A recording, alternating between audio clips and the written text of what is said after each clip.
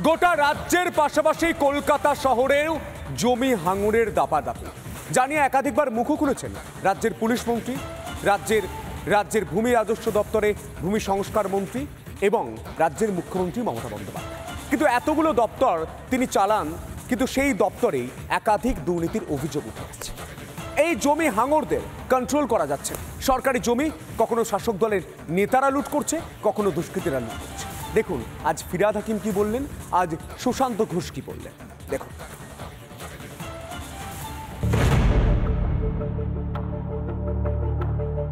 Councillor Sushant ঘোষকে খুনের চেষ্টার নেপথ্যে উঠে এসেছে জমি দখল ও বেআইনি নির্মাণের লড়াই।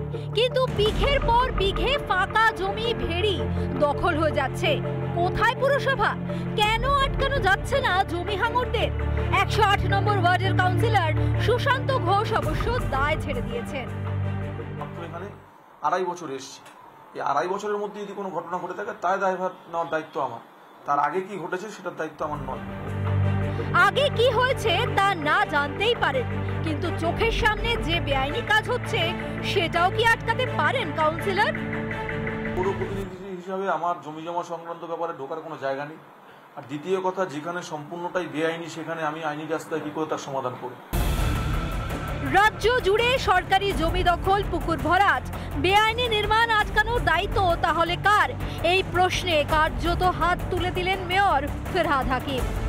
আমাদের পক্ষে অবৈধ নির্মাণ আটকানোর, আমি তো এক্সিকিউটিভ পাওয়ার নেই, আমার কমিশনারের আন্ডারে এক্সিকিউটিভ পাওয়ার। এটা কমিশনারের আন্ডারে ডিজি বিল্ডিং দেখবে, তাদের যে অফিসার আছে তারা দেখবে, পুলিশ দেখবে, যারা মাইনে পায় তার জন্য তারা দেখবে। অন্যান্য জমি দূরে থাক, নিজের পাড়ার সরকারি জমিকেই দখলমুক্ত করতে পারছেন না ফিরহাদ হাকিম। এর জন্য অবশ্য মামলা মোকদ্দমাকেই দায়ী করেছেন তিনি। আমার পাড়ায় একটা সরকারি জমি আছে, সেই জমিটা ছাড়াতে পারলে আমি ওখানে একটা চেতলা থানা করব। আমার এটা 10 বছরের স্বপ্ন। আমি মেয়র, আমি মন্ত্রী, 10 বছর ধরে পাচ্ছি না। রাজ্য জুড়ে দখলদারি, বেআইনি নির্মাণের জন্য তৃণমূলকেই দায়ী করেছে বিজেপি।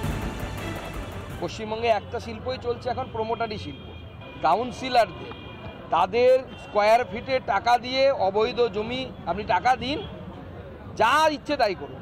একজন কাউন্সিলরের সরকারি জমির উপরে ধাবা আছে, তা যিনি শাসক তিনিই যদি চোর হয়, স্বাভাবিকভাবে যা পরিস্থিতি হওয়ার তাই হয়েছে। জনপ্রতিনিধির কাজটা ঠিক কি? মেয়র ফিরহাদ হাকিম কি বলতে চাইছেন? পুলিশ নিজের দায়িত্ব পালন করছে না।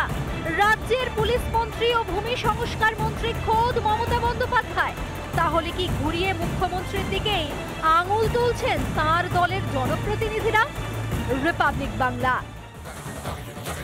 শুধু সরকারি জমি নয় দাদা, দিনের শেষে আপনাদের দেখাবো কাঁকসাতে আদিবাসীদের পবিত্র উৎসব অর্থাৎ হুল দিবস যেখানে পালন হয়, সেই জমিও দখল করে নিচ্ছেন তৃণমূলের নেতা। শুধু তাই নয়, সেই জমিতে পেট্রোল পাম্প করবে, তার অনুমতিও পেয়ে যাচ্ছে তৃণমূল পরিচালিত পঞ্চায়েত সমিতি।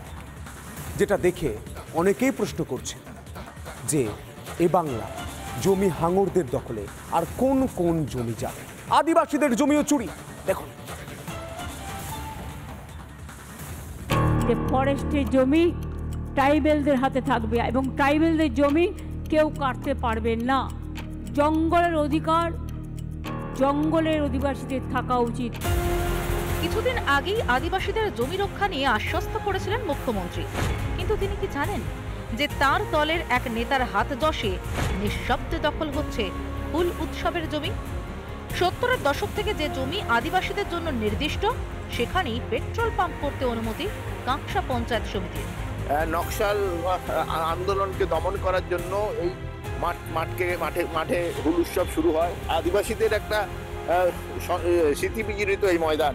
দেখা যাচ্ছে যে একজন প্রভাবশালী আউটগ্রামের একজন প্রভাবশালী তৃণমূল নেতা, তিনি নাকি এই ময়দান, এই মাঠ কিনে নিয়েছেন। ভূমি ও ভূমি সংস্কার দপ্তর খোদ মুখ্যমন্ত্রীর হাতে, তারপরও সরকারি জমি চলে যাচ্ছে ব্যক্তিগত মালিকানায়। অভিযোগ, ইতিমধ্যে তৃণমূল নেতার লোকেরা ময়দানের একাধিক গাছ কেটে ফেলেছেন। কিছু অংশ গাছটা কেটে ফেলেছে। ওখানে গিয়ে আমি নিজে দেখি এবং তাদেরকে বারণ করি। তারা একটা ভুয়ো পারমিশন লেটার দেখিয়েছে। বন দপ্তরের আধিকারিকেরা ঘটনাস্থলে পৌঁছলে তাদেরও গাছ কাটার ভুয়ো অনুমতিপত্র দেখানো হয় বলে অভিযোগ। আমরা তদন্ত করে দেখছি সেই জমি যে গাছগুলো কাটা হয়েছে সেগুলো আমরা সিজ করে নেবো। আচ্ছা, সেক্ষেত্রে কি যারা কাটছে মানে যে এই যে শেখ আফজল রহমান, অবশ্যই আইনানুগ যা ব্যবস্থা হওয়ার সেটা। অভিযোগ খতিয়ে দেখে দ্রুত ব্যবস্থা গ্রহণের আশ্বাস দিয়েছেন কাঁকসার বিডিও। আমি এবং আমার উদ্যোগতন কর্তৃপক্ষ প্রত্যেকেই কিন্তু বিষয়টা নিয়ে আমরা ভাবনা চিন্তা করছি এবং যত শীঘ্রই সম্ভব এটাকে একটা রিজলভ করে বা কোনো রকম সলিউশন করে আমরা চেষ্টা করছি যাতে ওনাদের অভিযোগটাকে। অন্যদিকে নিজেদের জমি দখলের বিরুদ্ধে গর্জে উঠছে কাঁকসার আদিবাসী সমাজ। আমরা ওই মাঠটাকে ভারত জাগাত মাঝি পারগানা মহলের পক্ষ থেকে কোনো মতে বেদখল হতে দেবো না। তাতে যদি গোটা অল ওয়েস্ট বেঙ্গল স্তব্ধ করার দরকার হয় আমরা স্তব্ধ করব। ভূমি ও ভূসংস্কার দপ্তরে অভিযোগও জানানো হয়েছে একাধিক আদিবাসী সংগঠনের তরফে। অভিযোগ পেয়ে বিষয়টি সরেজমিনে খতিয়ে দেখতে ঘটনাস্থলেও যান বিএলআরও আধিকারিকেরা। শাসক দলের প্রভাবশালীদের খপ্পরে জমি হাতছাড়া হওয়ার আশঙ্কায় আদিবাসী সমাজ। তৃণমূলের জমি লুঠের রাজনীতিকে তীব্র আক্রমণ বিজেপির। গোটা রাজ্য জুড়ে তৃণমূল যে নেতারা আছে তারা এক একজন এক একটা জায়গায় জমিদার হয়ে গেছে, তারা যা ইচ্ছে তাই চাইছে। এইভাবে গোটা রাজ্যটা লুটের রাজ্যে পরিণত হয়েছে। এই আবহেই নবান্নের ট্রাইবাল অ্যাডভাইজারি বোর্ডের সদস্যদের সঙ্গে মুখ্যমন্ত্রীর বৈঠকে উঠল জমি দখল প্রসঙ্গ। মুখ্যমন্ত্রী জানিয়েছেন, আদিবাসীদের জমি কেউ কেড়ে নিতে পারবে না।